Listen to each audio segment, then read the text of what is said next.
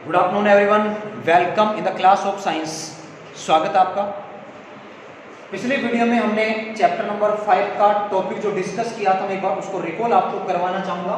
Chapter number 5 आप जानते हैं, बार बार नाम क्या बताएं आपको, नाम तो पता ही है, भूल जाते हैं आप लोग, इसलिए याद दिलाना जरूरी है। भुलक्कड़ है आप लोग। दैनिक जीवन में रसायन चैप्टर नंबर 5 का आपका नाम है, आपका नहीं चैप्टर का नाम है। ओके, तो हमने बात करी थी कल की क्लास में क्षारों के बारे में। क्षार दो प्रकार के होते हैं। क्षार क्या होते हैं? वे पदार्थ जो जल में डाले जाने पर OH- आयन बनाते हैं, क्षार कहलाते हैं। सामान्यतः क्षार स्वाद में कड़वे होते हैं और छूने पर साबुन के जैसे प्रतीत होते हैं। प्रकार की हमने बात करी, दो प्रकार के क्षार होते हैं। प्रबल क्षार वो होते हैं जिनमें ज्यादा संख्या में OH- आयन बनेंगे, और दुर्बल क्षार वो होते हैं जिनमें कम संख्या में OH- आयन बनेंगे। क्यों बनेंगे OH- आयन? क्योंकि क्षारों में ऑलरेडी OH ग्रुप प्रेजेंट होता है, और OH ग्रुप जब प्रेजेंट होगा तो डेफिनेटली वहां पे OH ग्रुप रिलीज होगा। कब? जब क्षार को किस में डाला जाएगा? नहीं बताओगे? पानी में डाला जाएगा। जब क्षार को पानी में, ध्यान दीजिएगा, अम्ल है, अम्ल है, अम्ल को क्षार थोड़ी कहा हमने, क्षार है, लवण थोड़ी कह रहे हैं। लेकिन ध्यान दीजिएगा, अम्ल अपनी अम्लीय प्रकृति, क्षार अपनी क्षारीय प्रकृति किसकी उपस्थिति में ही दर्शाएगा? जल की उपस्थिति में ही दर्शाएगा। लिटमस पत्र जो रंग में परिवर्तन करेगा वो जल की उपस्थिति में ही करेगा। अगर आप एक सूखे लिटमस पत्र को HCl गैस के पास लेके जाएं, भाई HCl गैस की अवस्था में भी पाया जाता है जो आपका हाइड्रोक्लोरिक अम्ल है। HCl गैस, लिटमस पेपर आपका सूखा, क्या होगा? कुछ नहीं मिलेगा, कोई कलर में चेंज आपको देखने को नहीं मिलेगा। तो कहने का मतलब क्या हुआ? अम्ल अपना अम्लीय प्रभाव, क्षार अपना क्षारीय प्रभाव जल की उपस्थिति में दर्शाता है। ओके, अब अगले टॉपिक की ओर बढ़ते हैं, जो कि काफी इंटरेस्टिंग टॉपिक है, बढ़िया वाला टॉपिक है, और वो एक्चुअली क्लैरिफाई करता है कि अम्ल और क्षार को कोई और अलग तरीके से भी आइडेंटिफाई किया जा सकता है क्या? बिल्कुल कर सकते हैं। तो अगला टॉपिक हमारा आ रहा है अम्ल क्षार संकल्पना। यानी अम्ल और क्षारों को अलग अलग वैज्ञानिकों ने अलग अलग प्रकार से परिभाषित किया है। उन वैज्ञानिकों के बारे में हम यहाँ चर्चा करने जा रहे हैं। तो सबसे पहले हम बात करेंगे आरेनियस संकल्पना की। वैज्ञानिक है जिनका नाम है आरेनियस संकल्पना। देखिए, हर एक वैज्ञानिक ने अम्ल और क्षार दोनों को लेकर संकल्पना दी है। बात करते हैं आरेनियस। देखिए क्या कहते हैं आरेनियस अम्ल के लिए कहते हैं वे पदार्थ जो जल में डाले जाने पर H+ आयन बनाते हैं। क्या कहते हैं अम्ल के लिए? वे पदार्थ जो जल में डाले जाने पर H+ आयन बनाते हैं, अम्ल कहलाते हैं। ये संकल्पना किसने दी है? आरेनियस ने दी है अम्ल के लिए। क्षार के लिए क्या कहते हैं? वापस सुनिएगा, अम्ल के लिए वे पदार्थ जो जल में डाले जाने पर H+ आयन बनाते हैं। H+ आयन का नाम तो आपको पता ही होगा, या भूल गए? तो याद क्या रहता है आपके? क्या नाम है? H+ आयन का क्या नाम है भाई? खुद का नाम तो मत भूल जा रहा। H+ आयन, सिंपल सी बात, कमाल करते हुए, H+ आयन को हाइड्रोजन आयन कहा जाएगा। ओके, देखिए क्षार के लिए क्या कहते हैं? वे पदार्थ जो जल में डाले जाने पर OH- आयन बनाते हैं, क्षार कहलाते हैं। ओके, सिंपल सी बात है, सिंपल डेफिनेशन। लेकिन इस संकल्पना को मान्यता नहीं मिली। क्यों नहीं मिली मान्यता? तब क्या होगा जब किसी अम्ल के पास, अम्ल तो वो है लेकिन उसके पास H ही नहीं है, AlCl3 BF3, ये अम्ल है, H किधर है? अब आरेनियस किधर है? तो मतलब क्या हुआ? हम यहां पे कह सकते हैं दोष की बात कर सकते हैं।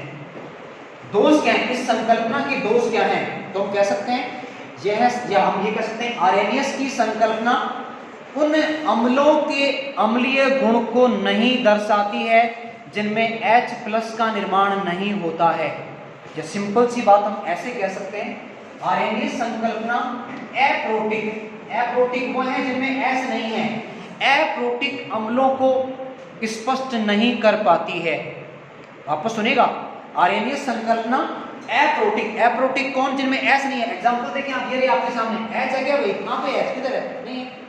तो अम्ल संकल्पना, आरेनियस संकल्पना एप्रोटिक अम्लों को स्पष्ट नहीं कर पाती है।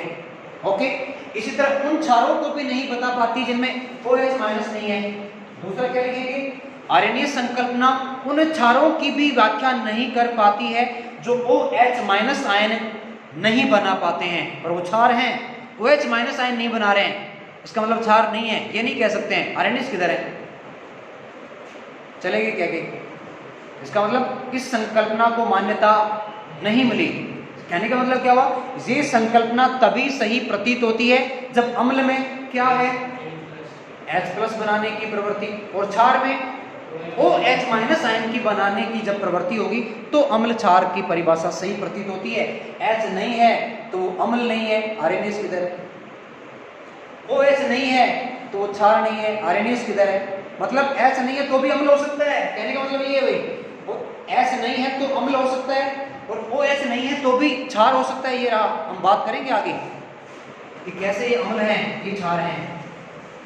अगली संकल्पना, सर करें क्या, आप सोच रहे हैं सर संकल्पना जब मान्य ही नहीं है तो हमें संकीर्ण विचार क्यों दिए जा रहे हैं, जी हमारे साथ ऐसा भेदभाव क्यों किया जा रहा है, जब इन्होंने काम में ढंग का नहीं किया तो हम इनके साथ क्यों पढ़े।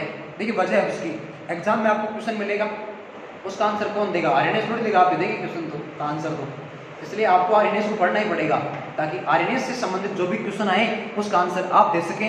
आर्यनीय तो देख रहे हैं ऊपर से। अगली संकल्पना देखिएगा, अगली संकल्पना दो अलग अलग वैज्ञानिक हैं, नाम भी दो ही आएंगे, सिर्फ एक थोड़ी आएगा। ब्रांस्टेड लोरी, ब्रांस्टेड लोरी संकल्पना, दो अलग अलग साइंटिस्ट हैं, ब्रांस्टेड साथ में लोरी, ब्रांस्टेड लोरी दो साइंटिस्ट। इन्होंने क्या कहा अम्लों के लिए, देखिए क्या कहते हैं ब्रांस्टेड जी लोरी जी, ये क्या कहते हैं, प्रोटॉन दाता, प्रोटॉन दाता इनको कुछ नहीं आता। इन्होंने क्या किया, इन्होंने H+ बड़ी चालाक रहे हैं ये, इसलिए मैंने बोला है भाई ब्रांस्टेड लोरी ने बड़ी चालाकी करी। देखिए क्या चालाकी करी, इन्होंने प्रोटॉन नाम दे दिया, जबकि प्रोटॉन नाम तो पहले आर्यनीय देके निकल लिए थे, प्रोटॉन नाम तो आर्यनीय देके निकल लिए थे, H+ को ही प्रोटॉन कहा गया, तो चालाकी करी, इसलिए मैंने कहा प्रोटॉन दाता, और इनको कुछ नहीं आता। प्रोटॉन दाता कौन है, अम्ल है, प्रोटॉन दाता एक्चुअली कौन है, H+ है। दूसरे कौन है, क्षारों के लिए क्या कहा, देखिए क्षार के लिए क्या कह रहे हैं, बताइए कौन होगा क्षार, प्रोटॉन ग्राही, प्रोटॉन ग्राही, प्रोटॉन ग्राही कौन है, जो H+ को ग्रहण करेंगे, H+ को। देखिए कितनी चालाकी करी है ब्रांच ने, कुछ नहीं किया है, तो कोई तरीका थोड़ी होता है इस तरह से आप देख के चले गए। ये कौन सी संकल्पना है, बस करना क्या है, एग्जाम में क्वेश्चन आएंगे इसलिए याद तो करना पड़ेगा भाई। ठीक है, एग्जाम्पल लेंगे यहाँ पे कौन किस तरह से अम्ल है क्षार है, तो याद रखिएगा अम्ल है प्रोटॉन दाता और क्षार है प्रोटॉन ग्राही, इस संकल्पना को दिमाग में रखिएगा। एग्जाम्पल आपके सामने आ रहा है, ये रहा,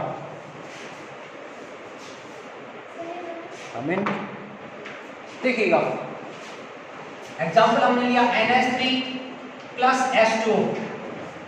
बहुत अच्छे से आप लोग जानते हैं NH3 क्या है, बताइए क्या है NH3, NH3 को नाम दिया जाता है अमोनिया, NH3 अमोनिया है, H2O आप बहुत अच्छे से जानते होंगे, नहीं जानते तो अब जान लीजिएगा क्या है H2O, अरे पानी। ओके, देखिए हमने इन दोनों की अभिक्रिया करवाई है, एक अम्ल निकल के बाहर आएगा, दूसरा अंदर क्षार बन जाएगा। देखिए कैसे क्या होगा, NH4 बनेगा और इस पे आएगा पॉजिटिव चार्ज, इसका मतलब क्या हुआ। अब मुझे आप ये बताएं कि ये प्रोटॉन दाता होगा या प्रोटॉन ग्राही होगा, दाता होगा या मंगता होगा, कौन होगा, ये प्रोटॉन दाता। क्यों, अब ये अपने H+ को आगे डोनेट कर सकता है, फिर कहां से बन के आया, NH3 कन्वर्ट हो गया है NH4+ में, पर कैसे, यहां तो NH3+ कैसे आ गया, 4 कहां से आ गया, है ना, बात थोड़ी हजम नहीं हुई। आगे देखिए आप, H2 में क्या होगा, यहां से OH बच गया, अब समझ जाएंगे आप, OH- बचा, H किधर है, H यहां इस मंगते ने ले लिया है और क्या बना लिया, NH4+ बन गया है भाई। ओके, तो देखिए H2O से बन गया है OH-। अब क्या ये आगे अपना H+ डोनेट करेगा, क्या दे देगा, क्या बिल्कुल नहीं देगा, तो क्या करेगा, ये प्रोटॉन ग्राही है और जो प्रोटॉन ग्राही होगा उसको हम क्या नाम देंगे, संयुग्मी क्षार। देखिए संयुग्मी का मतलब है पेयर, यहाँ देखिए एक बार आप, अमोनिया है, अमोनिया ने H+ ग्रहण किया है, यानी प्रोटॉन को ग्रहण किया, और प्रोटॉन को ग्रहण करने वाला कौन होगा? प्रोटॉन का ग्रहण करने वाला लिखा है आपने भी, प्रोटॉन को ग्रहण करने वाले को नाम दिया जाएगा क्षार का, और जिसने अपना प्रोटॉन दिया है, प्रोटॉन को देने वाला कौन होगा? दाता, यानी कि वो अम्ल होगा। ओके, तो देखिए अम्ल अपना H+ डोनेट कर रहा है, तो क्या बनेगा? संयुग्मी क्षार बना। क्षार ने H+ ग्रहण कर लिया है, तो क्षार से कौन बनेगा? ये नाम तो रहेगा भाई, पेयर बन रहा है संयुग्मी। जब H+ ग्रहण कर लिया तो अब ये अपना H+ आगे डोनेट कर देगा, इसका मतलब ये कौन है? संयुग्मी अम्ल हो गया। ये आपका हो गया है संयुग्मी अम्ल। इसलिए हमने बात करी, हमने कहा, ब्रॉन्स्टेड लोरी ने कहा प्रोटॉन दाता, तो मैंने कहा कुछ नहीं आता। तो देखिए कहाँ चेंज देखने को मिल रहा है, कोई चेंज आपको देखने को नहीं मिला, कोई नई बात यहाँ नहीं बताइए। और हम बात करें, कह रहे हैं कि प्रोटॉन दाता, तो अब मुझे बताएं आप जरा, यहाँ पे इसमें क्या आता? ये तो BF3 है, यहाँ पे H है क्या? तो ये इनके अकॉर्डिंग क्या अम्ल होगा? बिल्कुल नहीं होगा। तो इनका भी जो संकल्पना दी थी उसको मान्यता नहीं मिली है। वजह क्या रही है? ये भी उन अम्लों की अम्लीय प्रकृति को नहीं बता पाते हैं जिनमें H+ नहीं आते हैं, और उन क्षारों की क्षारीय प्रकृति को भी नहीं बता पाते हैं जो H+ ग्रहण ही नहीं कर पाते। कैसे ग्रहण कर लेगा? तो दाता है, तो मैंने कहा कि इनको कुछ नहीं आता है। क्लियर? चलें आगे। ओके, अब बात करते हैं एक अंतिम संकल्पना की, जिसको सबसे ज्यादा मान्यता मिली है, सर्वग्राही है और सर्वमान्य है, काफी इंपॉर्टेंट मानी जाती है। अंतिम संकल्पना काफी अच्छे वैज्ञानिक का नाम बड़ा प्यारा है, लुईस संकल्पना।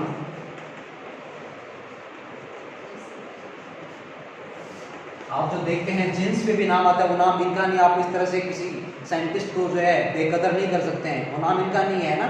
तो आपको जैसे लुईस, वो जींस वाले तो नहीं है, वो लेविस हैं, ये लुईस हैं, प्लीज, है ना। Don't underestimate the power of Lewis. काफी अच्छी जानकारी उन्होंने दी। देखिए क्या कहा और कह के निकल लिए। अम्ल के लिए क्या कहा, बहुत अच्छी जानकारी दी है। अम्ल होते हैं इलेक्ट्रॉन युग्मग्राही, जिनको अपन कह सकते हैं लॉन पेयर रिसेप्टर। इलेक्ट्रॉन युग्मग्राही को तो कहा जाता है अम्ल। दूसरा आप समझ गए होंगे, क्षार वे होंगे जो इलेक्ट्रॉन युग्म के होंगे दाता। और इन्होंने सब कुछ बता दिया जो था इनको आता। अब एग्जांपल देखिए आप लोग। सबसे पहले अपन एग्जांपल लेने वाले हैं जो हम बार बार यहां चर्चा कर रहे थे कि NH3 के बारे में किसी ने कुछ नहीं कहा, लेकिन सारी जानकारी लुईस ने दी। देखिए कैसे NH3 को क्षार माना जाएगा। देखिए ध्यान से देखिएगा, फटाफट देखिए। N जिसका कि एटॉमिक नंबर आप लोग जानते हैं कितना है, बताइए फटाफट।